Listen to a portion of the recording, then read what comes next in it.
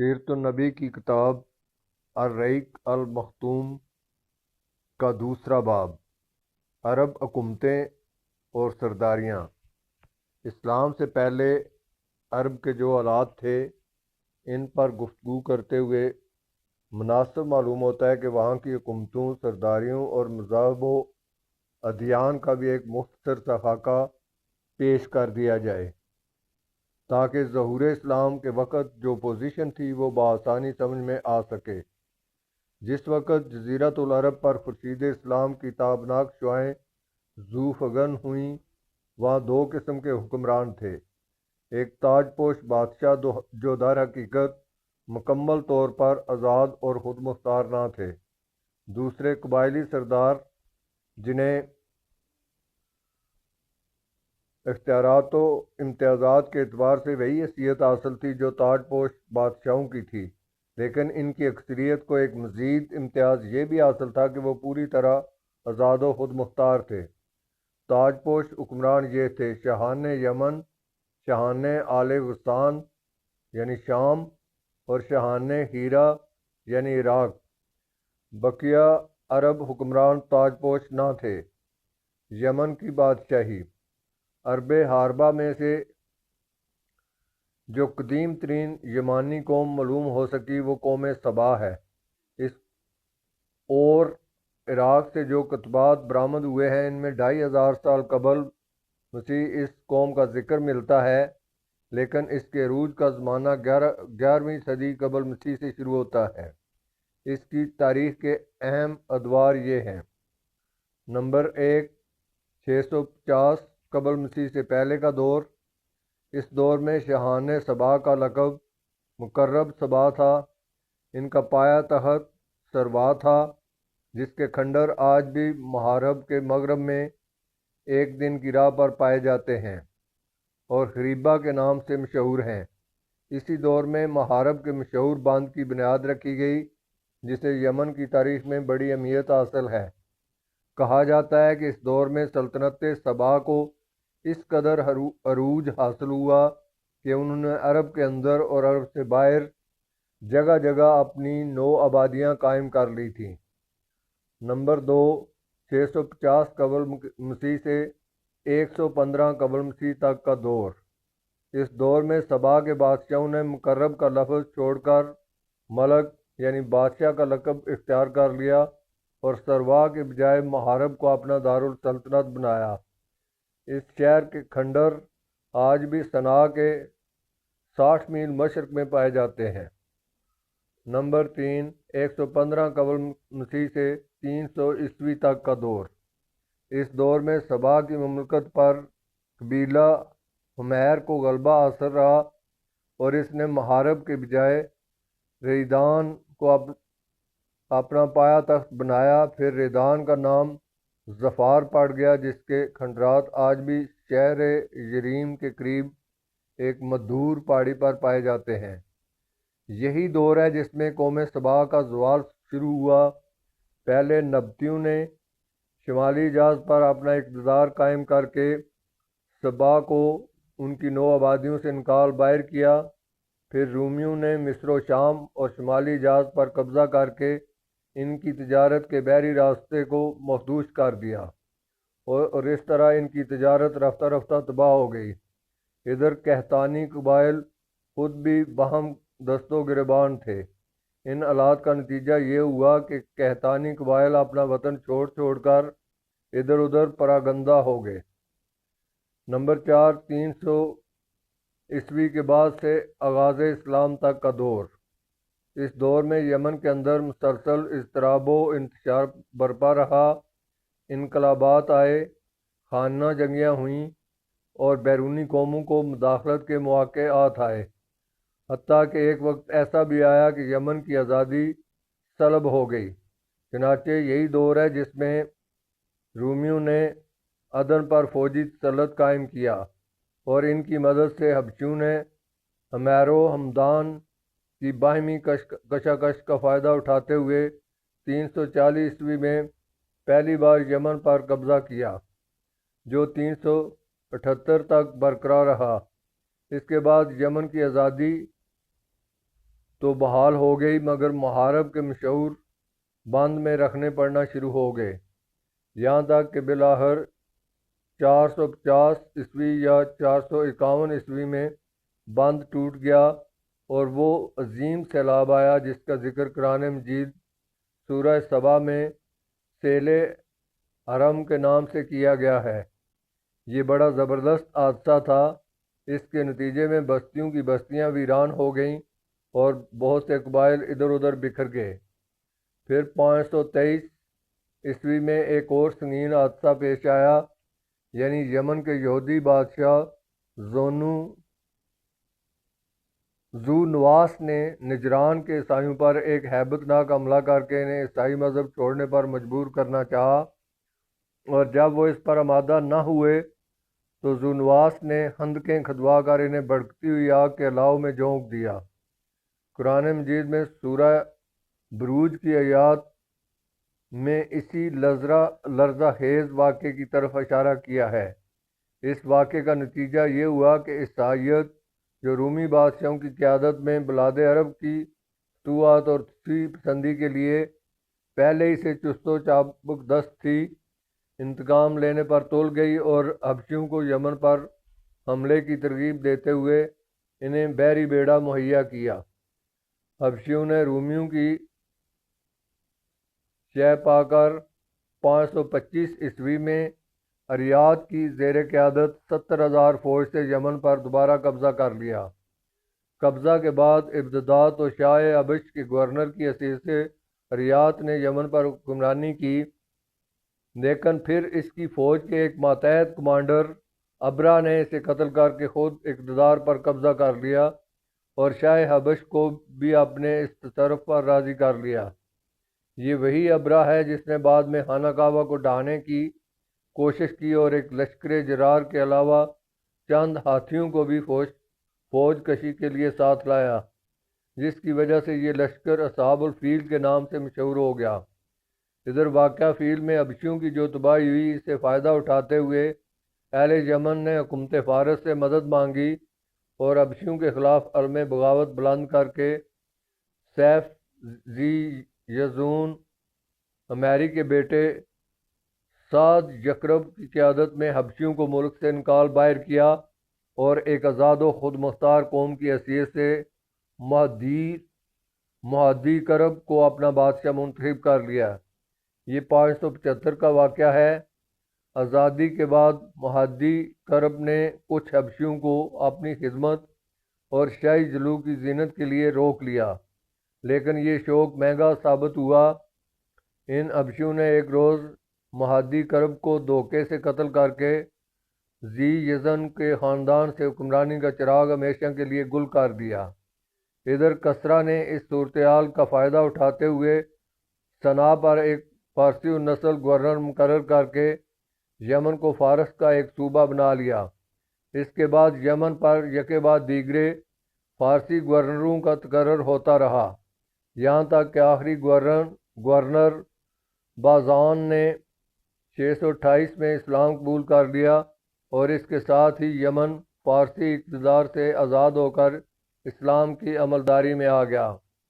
ہیرا کی بادشاہی عراق اور اس کے نواحی علاقوں پر قروش کبیر، خورس یا سارترس ذوالقرنین 557 قبل مسیح سے 529 قبل مسیح کے زمانے ہی سے اہل فارس کی حکمرانی چلی آ رہی تھی۔ کوئی نہ تھا جو ان کے مد مقابل آنے کی جرأت کرتا، یہاں تک کہ 326 قبل مسیح میں سکندر مقدونی نے دارہ اول کو شکست دے کر فارسیوں کی طاقت توڑ دی، جس کے نتیجے میں ان کا ملک ٹکڑے ٹکڑے ہو گیا اور طائف الملوکی شروع ہو گئی۔ یہ انتشار 230 عیسوی تک جاری رہا اور اسی دوران کیتانی قبائل نے ترک وطن کر کے عراق کے ایک بہت بڑے شاداب سرحدی علاقے پر بود و بش اختیار کی۔ پھر عدنانی تارکین وطن کا ریلا آیا اور انہوں نے لڑ بڑھ کر جزیرہ کو جزیرہ فراتیہ کے ایک حصے کو اپنا مسکن بنا لیا۔ ادھر 226 عیسوی میں اردشیر نے جب ساسانی حکومت کی داغ بیر ڈالی تو رفتہ رفتہ فارسیوں کی طاقت ایک بار پھر پلٹ آئی۔ اردشیر نے فارسیوں کی شہزادہ بندی کی اور اپنے ملک کی سرحد پر آباد عربوں کو زیر کیا۔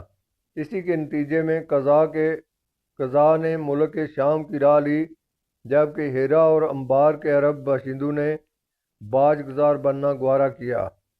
اردشیر کے عہد میں ہیرا بادیات العراق اور جزیرہ کے ربعی اور مصری قبائل پر جزیمت الوضع کی حکمرانی تھی۔ ایسا معلوم ہوتا ہے کہ اردشیر نے محسوس کر لیا تھا کہ عرب باشندوں پر براہ راست حکومت کرنا اور انہیں سرحد پر لوٹ مار سے باز رکھنا ممکن نہیں، بلکہ اس کی صرف ایک ہی صورت ہے کہ خود کسی ایسے عرب کو ان کا حکمران بنا دیا جائے جسے اپنے کنبے قبیلے کی حمایت و تائید حاصل ہو۔ اس کا ایک فائدہ یہ بھی ہوگا کہ بوقت ضرورت رومیوں کے خلاف ان سے مدد لی جا سکے گی، اور شام کے روم نواز عرب حکمرانوں کے مقابل عراق کے ان عرب حکمرانوں کو کھڑا کیا جا سکے گا۔ شاہان ہیرا کے پاس فارسی فوج کی ایک یونٹ ہمیشہ رہا کرتی تھی، جس سے بادیہ نشین عرب باغیوں کی سرکوبی کا کام لیا جاتا تھا۔ 268 کے عرصے میں جزیمہ فوت ہو گیا اور عمرو بن عدی بن نصر لحمی اس کا جانشین ہوا۔ یہ قبیلہ لحم کا پہلا حکمران تھا اور شاپور اردشیر کا ہم اثر۔ اس کے بعد قباز بن فیروز کے عہد تک ہیرا پر لحمیوں کی مسلسل حکمرانی رہی۔ قباز کے عہد میں مزدق کا ظہور ہوا، جو آبائیت کا علمدار تھا۔ قباز اور اس کی بہت سی رعایا نے مزدق کی ہمنوائی کی۔ پھر قباز نے ہیرا کے بادشاہ منظرین الاسماک کو پیغام بھیجا کہ تم بھی یہی مذہب اختیار کر لو۔ منظر بڑا غیرت مند تھا، انکار کر بیٹھا۔ نتیجہ یہ ہوا کہ قباز نے اسے معزول کر کے اس کی جگہ مزدقی کی دعوت کے ایک پیروکار حارث بن عمرو بن حجر کندی کو ہیرا کی حکمرانی سونپ دی۔ قباز کے بعد فارس کی باغ ڈور کسرا نوشیروان کے ہاتھ آئی۔ اسے اس مذہب سے سخت نفرت تھی۔ اس نے مزدق اور اس کے ہمنواؤں کی ایک بڑی تعداد کو قتل کروا دیا۔ منظر کو دوبارہ ہیرا کا حکمران بنا دیا اور حارث بن عمرو کو اپنے ہاں بلا بھیجا، لیکن وہ بنو کلب کے علاقے میں بھاگ گیا اور وہیں اپنی زندگی گزار دی۔ منظر بن ماسما کے بعد نعمان بن منظر کے عہد تک ہیرا کی حکمرانی اسی کی نسل میں چلتی رہی۔ پھر زید بن عدی آبادی نے کسرا سے نعمان بن منظر کی جھوٹی شکایت کی۔ کسرا بھڑک اٹھا اور نعمان کو اپنے پاس طلب کیا۔ نعمان چپکے سے بنو شیبان کے سردار ہانی بن مسعود کے پاس پہنچا اور اپنے اہل و عیال اور مال و دولت کو اس کی امانت میں دے کر کسرا کے پاس گیا۔ کسرا نے اسے قید کر دیا اور وہ قید ہی میں فوت ہو گیا۔ ادھر کسرا نے نعمان کو قید کرنے کے بعد اس کی جگہ ایاس بن قبیصہ تائی کو ہیرا کا حکمران بنایا اور اسے حکم دیا کہ ہانی بن مسعود سے نعمان کی امانت طلب کرے۔ ہانی غیرت مند تھا، اس نے صرف انکار ہی نہیں کیا بلکہ اعلان جنگ بھی کر دیا۔ پھر کیا تھا، ایاس اپنے جلوہ میں کسرا کے لاؤ لشکر مرزبانوں کی جماعت لے کر روانہ ہوا اور ذی کار کے میدان میں فریقین کے درمیان گمستان کی جنگ ہوئی، جس میں بنو شیبان کو فتح حاصل ہوئی اور فارسیوں نے شرمناک شکست کھائی۔ یہ پہلا موقع تھا جب عرب نے عجم پر فتح حاصل کی تھی۔ یہ واقعہ نبی صلی اللہ علیہ وآلہ وسلم کی پیدائش کے تھوڑے ہی دنوں بعد کا ہے۔ آپ صلی اللہ علیہ وسلم کی پیدائش ہیرا پریاس کی حکمرانی کے 8ویں مہینے میں ہوئی تھی۔ ایاس کے بعد کسرا نے ہیرا پر ایک فارسی حاکم مقرر کیا، لیکن 632 میں لخمیوں کا اقتدار پھر بحال ہو گیا اور منظر بن ماہور نامی اس قبیلے کے ایک شخص نے باغ ڈور سنبھالی، مگر ابھی اس کو برسر اقتدار آئے صرف 8 مہینے ہوئے تھے کہ حضرت خالد بن ولید رضی اللہ تعالیٰ عنہ اسلام کا سیل رواں لے کر ہیرا میں داخل ہو گئے۔ شام کی بادشاہی۔ جس زمانے میں عرب قبائل کی ہجرت زوروں پر تھی، قبیلہ قزاق کی چند شاخیں حدود شام میں آ کر آباد ہو گئیں۔ ان کا تعلق بنو سلیم بن الوان سے تھا اور ان ہی میں ایک شاخ بنو زجم بن سلیم تھی جسے زجامہ کے نام سے شہرت حاصل ہوئی۔ قزاق کی اس شاخ کو رومیوں نے سرائے عرب کے بدوؤں کی لوٹ مار روکنے اور فارسیوں کے خلاف استعمال کرنے کے لیے اپنا ہمنوا بنایا اور اسی کے ایک فرد کے سر پر حکمرانی کا تاج رکھ دیا۔ اس کے بعد مدتوں اس کی حکمرانی رہی۔ ان کا مشہور ترین بادشاہ زیاد بن حیولہ گزرا ہے۔ اندازہ کیا گیا ہے کہ زجامہ کا دور حکومت پوری دوسری صدی عیسوی پر محیط رہا ہے۔ اس کے بعد اس دیار میں آل غسان کی آمد ہوئی اور زجامہ کی حکمرانی جاتی رہی۔ آل غسان نے بنو زجم کو شکست دے کر ان کی ساری قلمرو پر قبضہ کر لیا۔ یہ صورتحال دیکھ کر رومیوں نے بھی آل غسان کو دیار شام کے عرب باشندوں کا بادشاہ تسلیم کر لیا۔ آل غسان کا پایا تخت دومت الجندل تھا اور رومیوں کے اعلی کار کی حیثیت سے دیار شام پر ان کی حکمرانی مسلسل قائم رہی، تاں کہ خلافت فاروقی میں 13 ہجری میں یرموک کی جنگ پیش آئی اور آل غسان کا آخری حکمران جبلہ بن حیام اہل حلقہ بگوش اسلام ہو گیا، اگرچہ اس کا غرور اسلامی مساوات کو زیادہ دیر تک برداشت نہ کر سکا اور وہ مرتد ہو گیا۔ حجاز کی عمارت۔ یہ بات تو معروف ہے کہ مکہ میں آبادی کا آغاز حضرت اسماعیل علیہ السلام سے ہوا۔ آپ نے 137 سال کی عمر پائی اور تا حیات مکہ کے سربراہ اور بیت اللہ کے متولی رہے۔ آپ کے بعد آپ کے 2 صاحبزادگان نابد پھر کیدار یا کیدار پھر نابد یکے بعد دیگرے مکہ کے والی ہوئے۔ ان کے بعد ان کے نانا مزاز بن عمرو جرہمی نے زمام کار اپنے ہاتھ میں لے لی اور اس طرح مکہ کی سربراہی بنو جرہم کی طرف منتقل ہو گئی اور ایک عرصے تک انہی کے ہاتھ میں رہی۔ حضرت اسماعیل علیہ السلام چونکہ اپنے والد کے ساتھ مل کر بیت اللہ کے بانیوں میں مار تھے، اس لیے ان کی اولاد کو ایک باوقار مقام ضرور حاصل رہا، لیکن اقتدار و اختیار میں ان کا کوئی حصہ نہ تھا۔ پھر دن پر دن اور سال پر سال گزرتے گئے، لیکن حضرت اسماعیل علیہ السلام کی اولاد گوشہ گمنامی سے نہ نکل سکی، یہاں تک کہ بخت نصر کے ظہور سے کچھ پہلے بنو جرہم کی طاقت کمزور پڑ گئی اور مکد کے افق پر عدنان کا سیاسی ستارہ جگمگانا شروع ہوا۔ اس کا ثبوت یہ ہے کہ بخت نصر نے ذات ازق میں عربوں سے جو مار کا رائی کی تھی، اس میں عرب فوج کا کمانڈر جرہمی نہ تھا۔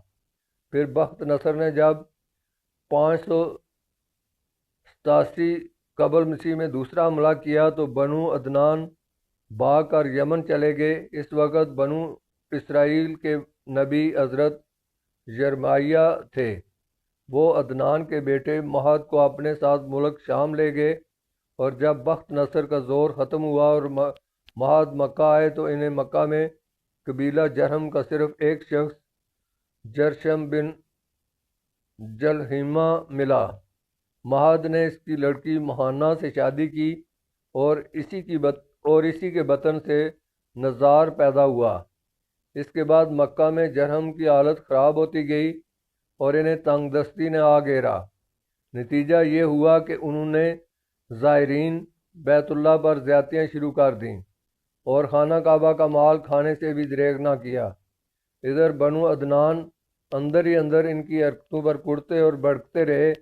اس لیے جب بنو خزاع نے مرا الزہران میں پڑاؤ کیا اور دیکھا کہ بنو عدنان بنو جہرم سے نفرت کرتے ہیں، تو اس کا فائدہ اٹھاتے ہوئے ایک عدنانی قبیلے بنو بکر بن عبد مناف بن کنانہ کو ساتھ لے کر بنو جہرم کے خلاف جنگ چھیڑ دی اور انہیں مکہ سے نکال کر اقتدار پر خود قبضہ کر لیا۔ یہ واقعہ دوسری صدی عیسوی کے وسط کا ہے۔ بنو جہرم نے مکہ چھوڑتے وقت زمزم کا کنواں پاٹ دیا اور اس میں کئی تاریخی چیزیں دفن کر کے اس کے نشانات بھی مٹا دیے۔ محمد ابن اسحاق کا بیان ہے کہ عمرو بن حارث بن مزاج جرمی نے خانہ کعبہ کے دونوں ہرن اور اس کے کونے میں لگا ہوا پتھر حجر اسود نکال کر زمزم کے کنویں میں دفن کر دیا اور اپنے قبیلے بنو جہرم کو ساتھ لے کر یمن چلا گیا۔ بنو جہرم کو مکہ سے جلا وطنی اور وہاں کی حکومت سے محروم ہونے کا بڑا قلق تھا۔ لگتا ہے جون سے صفا تک کوئی آشنا تھا ہی نہیں اور نہ کسی قصہ گو نے مکہ کی شبانہ محفلوں میں قصہ گوئی کی۔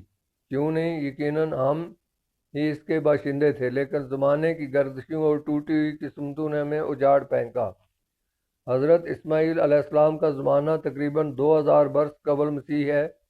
اس حساب سے مکہ میں قبیلہ جرہم کا وجود کوئی 2100 برس تک رہا۔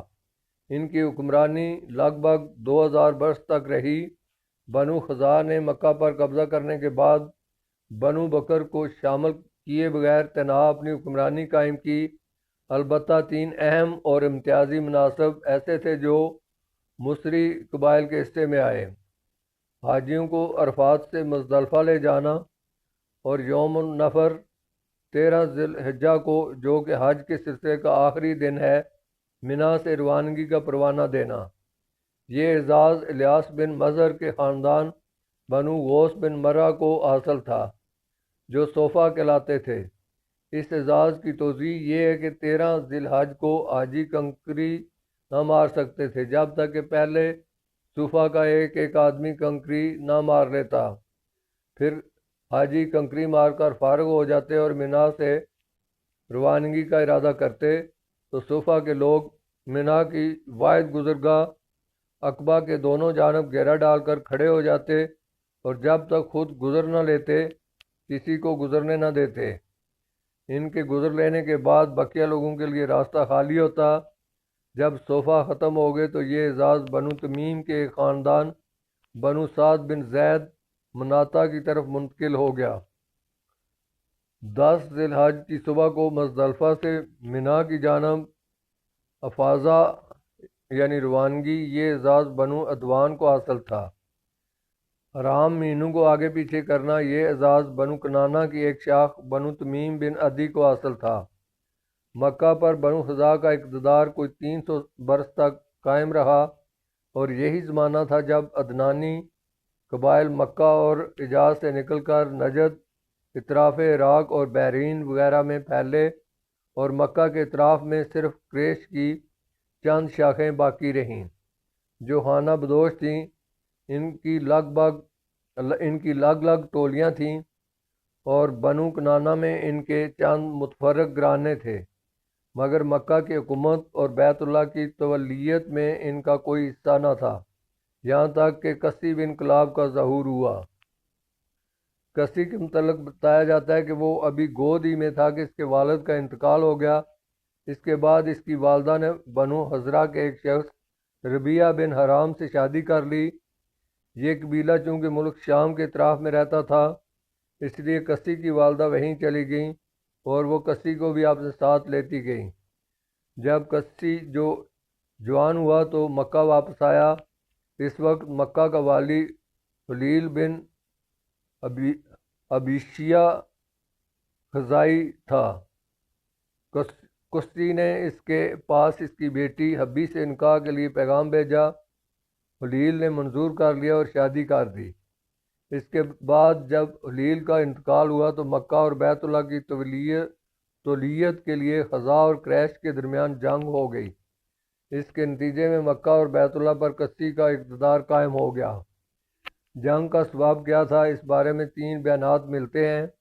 ایک یہ کہ جب کسی کی اولاد خوب پھل پھول گئی اور اس کے پاس دولت کی بھی فراوانی ہو گئی اور اس کا وقار بھی بڑھ گیا، اور ادھر حلیل کا انتقال ہو گیا، تو کسی نے محسوس کیا کہ اب بنو خزاع اور بنو بکر کے بجائے میں کعبے کی تولیت اور مکہ کی حکومت کا کہیں زیادہ حقدار ہوں۔ اسے یہ احساس بھی تھا کہ قریش خالص اسماعیلی عرب ہیں اور بقیہ آل اسماعیل کے سردار بھی ہیں، لہذا سربراہی کے مستحق وہی ہیں۔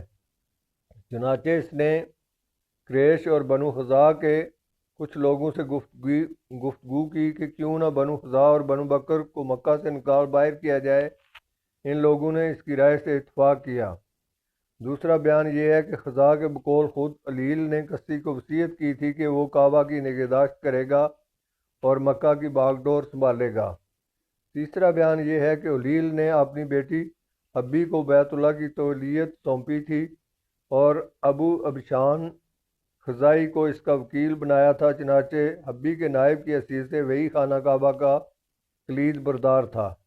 جب حلیل کا انتقال ہو گیا تو کسی نے ابو ابشان سے ایک مشق شراب کے بدلے کعبہ کی تولیت خرید لی، لیکن خزاع نے یہ خرید و فروخت منظور نہ کی اور کسی کو بیت اللہ سے روکنا چاہا۔ اس پر کسی نے بنو خزاع کو مکہ سے نکالنے کے لیے قریش اور بنو کنانہ کو جمع کیا اور وہ کسی کی آواز پر لبیک کہتے ہوئے جمع ہو گئے۔ بہرحال وجہ جو بھی ہو، واقعات کا سلسلہ اس طرح ہے کہ جب حلیل کا انتقال ہو گیا اور صوفہ نے وہی کرنا چاہا جو وہ ہمیشہ کرتے آئے تھے، تو کسی نے قریش اور کنانہ کے لوگوں کو امرا لیا اور عقبہ کے نزدیک جہاں وہ جمع تھے ان سے آ کر کہا کہ تم سے زیادہ ہم اس اعزاز کے حقدار ہیں۔ اس پر صوفہ نے لڑائی چھیڑ دی، مگر کسی نے انہیں مغلوب کر کے ان کا اعزاز چھین لیا۔ یہی موقع تھا جب خزاع اور بنو بکر نے کسی سے دامن کشی اختیار کر لی۔ اس پر کسی نے انہیں بھی للکارا، پھر کیا تھا فریقین میں سخت جنگ چھڑ گئی اور طرفین کے بہت سے آدمی مارے گئے۔ اس کے بعد صلح کی آوازیں بلند ہوئیں اور بنو بکر کے ایک شخص یعمر بن عوف کو حکم بنایا گیا۔ یعمر نے فیصلہ کیا کہ خزاع کے بجائے کسی خانہ کعبہ کی تولیت اور مکہ کے اقتدار کا زیادہ حقدار ہے۔ نیز کسی نے جتنا خون بہایا ہے سب رائے گاں قرار دے کر پاؤں تلے روند رہا ہوں۔ البتہ خزاع اور بنو بکر نے جن لوگوں کو قتل کیا ہے ان کی دیت ادا کریں اور خانہ کعبہ کو بلا روک ٹوک کسی کے حوالے کر دیں۔ اسی فیصلے کی وجہ سے یامر کا لقب شداح پڑ گیا۔ شداح کے معنی ہیں پاؤں تلے روندنے والا۔ اس فیصلے کے نتیجے میں کسی اور قریش کو مکہ پر مکمل نفوذ اور سیادت حاصل ہو گئی اور کسی بیت اللہ کا دینی سربراہ بن گیا، جس کی زیارت کے لیے عرب کے گوشے گوشے سے آنے والوں کا تانتا بنا رہتا تھا۔ مکہ پر کسی کے تسلط کا یہ واقعہ 5ویں صدی عیسوی کے وسط یعنی 440 عیسوی کا ہے۔ کسی نے مکہ کا بندوبست اس طرح کیا کہ قریش کو اطراف مکہ سے بلا کر پورا شہر ان پر تقسیم کر دیا اور ہر خاندان کی بود و باش کا ٹھکانہ مقرر کر دیا۔ البتہ مہینے آگے پیچھے کرنے والوں کو نیز آل صفوان، بنو عدوان اور بنو مرہ بن عوف کو ان کے مناصب پر برقرار رکھا، کیونکہ کسی سمجھتا تھا کہ یہ بھی دین ہے جس میں رد و بدل کرنا درست نہیں۔ کسی کا ایک کارنامہ یہ بھی ہے کہ اس نے حرم کعبہ کے شمال میں دارالندوہ تعمیر کیا۔ اس کا دروازہ مسجد کی طرف تھا۔ دارالندوہ در حقیقت قریش کی پارلیمنٹ تھی، جہاں تمام بڑے بڑے اور اہم معاملات کے فیصلے ہوتے تھے۔ قریش پر دارالندوہ کے بڑے احسانات ہیں کیونکہ یہ ان کی وحدت کا ضامن تھا اور یہیں ان کے الجھے ہوئے مسائل بے احسن و خوبی طے ہوتے تھے۔ کسی کو سربراہی اور عظمت کے حسب ذیل مظاہر حاصل تھے۔ نمبر 1 دارالندوہ کی صدارت، جہاں بڑے بڑے معاملات کے متعلق مشورے ہوتے تھے اور جہاں لوگ اپنی لڑکیوں کی شادیاں بھی کرتے تھے۔ نمبر 2 لوا یعنی جنگ کا پرچم کسی کے ہاتھوں میں باندھا جاتا تھا۔ نمبر 3 عجابت یعنی خانہ کعبہ کی پاسبانی۔ اس کا مطلب یہ ہے کہ خانہ کعبہ کا دروازہ کسی ہی کھولتا تھا اور وہی خانہ کعبہ کی خدمت اور کلید برداری کا کام انجام دیتا تھا۔ سکایا پانی پلانا۔ اس کی صورت یہ تھی کہ کچھ حوض میں حاجیوں کے لیے پانی بھر دیا جاتا تھا اور اس میں کچھ کھجوریں اور کشمش ڈال کر اسے شیریں بنا دیا جاتا تھا۔ جب حجاج مکہ آتے تھے تو اسے پیتے تھے۔ رفادہ حاجیوں کی میزبانی، اس کے معنی یہ ہیں کہ حاجیوں کے لیے بطور ضیافت کھانا تیار کیا جاتا تھا۔ اس مقصد کے لیے کشتی نے کریش پر ایک خاص رقم مقرر کر رکھی تھی جو موسم حج میں کشتی کے پاس جمع کی جاتی تھی۔ کشتی اس رقم سے حاجیوں کے لیے کھانا تیار کراتا تھا۔ جو لوگ تنگ دست ہوتے یا جن کے پاس توشہ نہ ہوتا وہ یہی کھانا کھاتے تھے۔ یہ سارے مناصب کشتی کو حاصل تھے۔ کشتی کا پہلا بیٹا عبدالدار تھا، مگر اس کے بجائے دوسرے بیٹا عبد مناف کشتی کی زندگی میں ہی شرف و سعادت کے مقام پر پہنچ گیا تھا۔ اس لیے کشتی نے عبدالدار سے کہا کہ یہ لوگ اگرچہ شرف و سعادت میں تم پر بازی لے جا چکے ہیں، مگر میں تمہیں ان کے ہم پلہ کر کے رہوں گا۔ چنانچہ کشتی نے اپنے سارے مناصب اور اعزازات کی وصیت عبدالدار کے لیے کر دی، یعنی دارالندوہ کی ریاست، خانہ کعبہ کی اجابت، لوا، سقائیت اور رفادہ سب کچھ عبدالدار کو دے دیا۔ کیونکہ کسی کام میں کشتی کی مخالفت نہیں کی جاتی تھی اور نہ اس کی کوئی بات مسترد کی جاتی تھی، بلکہ اس کا ہر اقدام اس کی زندگی میں بھی اور اس کی موت کے بعد بھی واجب اتباع دین سمجھا جاتا تھا۔ اس لیے اس کی وفات کے بعد اس کے بیٹوں نے کسی نزاع کے بغیر اس کی وصیت قائم رکھی، لیکن جب عبد مناف کی وفات ہو گئی